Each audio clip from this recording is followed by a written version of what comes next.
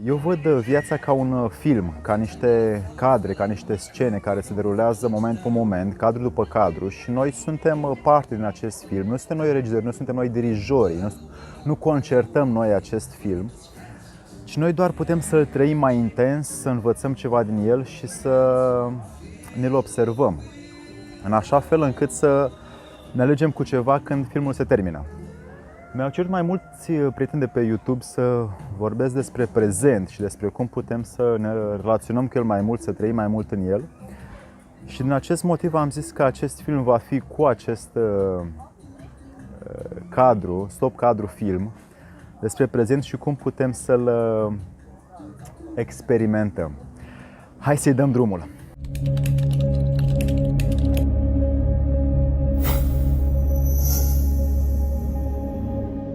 Dragii mei prieteni, mă bucur foarte mult că vă dau astăzi din ceea ce trăiesc și eu și înțeleg și eu din acest aspect 5 practici pentru a practica, pentru a rămâne în prezent.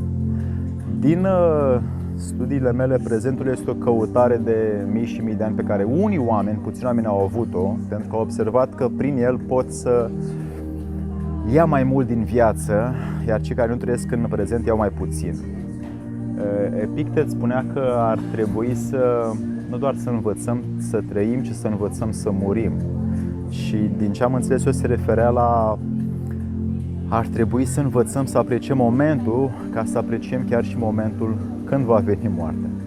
Ei bine, pentru mine prezentul este o intensitate, o atenție, o stare, o vigilență, o înțelegere, toate cuprinse simultan într-un moment și concertate de intenția pe care o am eu asupra unui moment.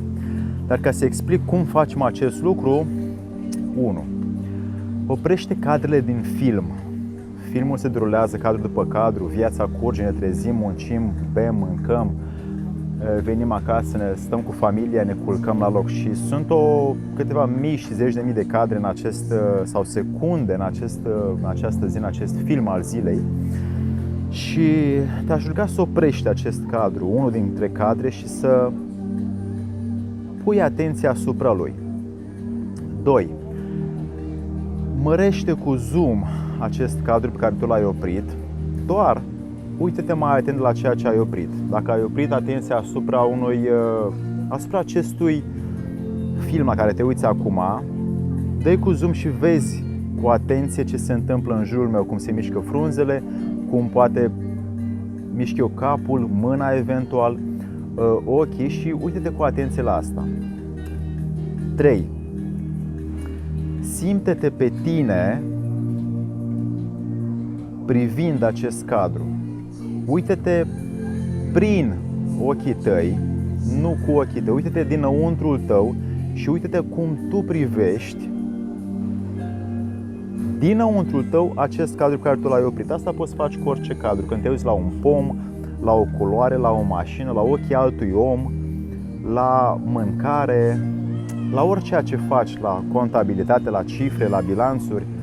Când vine ANAF-ul și tot ce se întâmplă în jurul tău, simte-te pe tine privind acest cadru pe care tu l-ai oprit și l-ai mărit și caută să te simți pe tine respirând, înțelegând, observând situația asta pe care tu ai oprit-o, fără să o judeci, ci doar observă. Și nu te grăbi să o schimbi, ci grăbește-te să ții atenția acolo, măcar, punctul 4, menține starea 3 secunde sau menține atenția 3 secunde. Dacă ai oprit cadrul filmului secundei, momentului din viața ta pe acest film, pe acest cadru, ai pus zoom, te-ai simțit pe tine privind, acum menții această stare sau atenție 3 secunde, după care pui încă 3 secunde atenția pe alt lucru și dai iarăși zoom, te simți pe tine privind prin tine spre acel cadru din film și iarăși după 3 secunde schimbi. Și la fiecare 3 secunde. De ce 3 secunde? Pentru că există o inspirație-expirație normală și poți să stai cu atenția fără să fii absorbit, fără să devii hipnotizat sau fascinat de un lucru care se întâmplă în jur. Astfel, dacă faci acest exercițiu sau acest efort să ții atenția 3 secunde acolo, 3 secunde acolo, 3 secunde acolo, vei putea să intensifici momentele pe care le ai în fiecare moment în care tu vrei asta în viața ta. 5. Folosește mintea doar când vrei tu, când alegi tu, când decizi tu. Mintea noastră este de multe ori asociativă și formativă și ea asociază ceva cu altceva, un lucru mic cu un lucru mare, un lucru de ieri cu un lucru de mâine și formează o idee, un concept, o paradigmă, o teorie, o filozofie, așa cum dorește ea. Ei bine, lucrul ăsta ea o face din inerție sau din obișnuință sau din rutina trecutului pe care tu l-ai trăit și cum ai trăit tu experiențele pe care le-ai avut în trecut, așa va funcționa și mintea acum. Mintea noastră de astăzi este rezultatul sau efectul minții noastre de ieri și de acum 10 și 20 de ani. Așadar, dacă vrei tu să folosești mintea doar când vrei tu vei putea să pui atenție, vei putea să pui starea în acel moment în care tu l-ai oprit, ai pus zoom, te-ai simțit pe tine prin el și ai stat 3 secunde și ai oprit până și mintea într-o oarecare meditație sau rugăciune, să o folosești doar când vrei tu. Altfel, de multe ori o să observi și eu fac asta de foarte multe ori și observ și la alții, oamenii fac un lucru, da?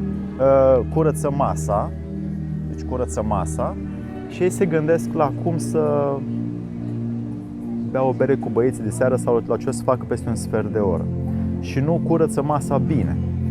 După aia sunt la calculator, scriu, dactilografiez, dau un e-mail și mă gândesc la ce îmi fac ce acasă familia și așa mai departe. Și nici acea dactilografiere nu iese bine.